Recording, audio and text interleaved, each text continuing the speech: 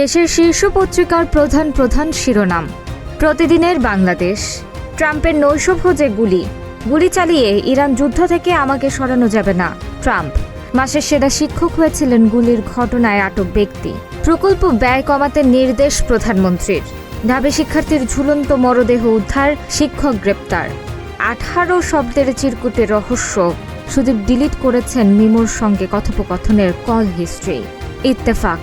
সাগর Rooney হত্যার রহস্য কি উদ্ঘাটন হবে?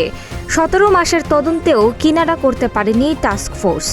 প্রেসিডেন্টের মতো এমন বিপজ্জনক পেশা আর নেই। ট্রাম্প। হামে মৃত্যু বাড়ছে। এক শয্যায় চিকিৎসা চলছে 2-3 শিশুর।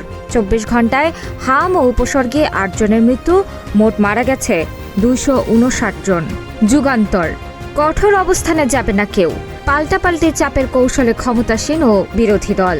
এবার উন্মুক্ত পদ্ধতিতে তেল কেনার সিদ্ধান্ত, যুদ্ধ দীর্ঘায়িত হওয়ার শঙ্কা। অপেক্ষায় তেলবাহী 8 জাহাজ। যুদ্ধের প্রভাবে মূল্যস্ফীতির বহুমুখী চাপ বাড়বে। IMF এর প্রতিবেদনে বাংলাদেশ প্রসঙ্গ। কালের কণ্ঠ। বাসই চলে না, বোয়িং বিলাস। জরুরি সেবা খাতে জ্বালানি রেশনিং তুলে নেওয়া হয়েছে। বিশেষ কমিটিকে 30 দিনের মধ্যে প্রতিবেদন দেওয়ার নির্দেশ দিয়েছে সংসদ। হামে আরও 8 শিশুর মৃত্যু। প্রথম আলো। সরকার বদলায়, বাস বদলায় না। নৈশভোজের সময় গুলির শব্দ সরিয়ে নেওয়া হলো ট্রাম্পকে। আব্বাস আরাকচি আবার পাকিস্তানে যাবেন, রাশিয়ায়। এমপিদের শুল্কমুক্ত গাড়ি আমদানির সুবিধা বাতিল।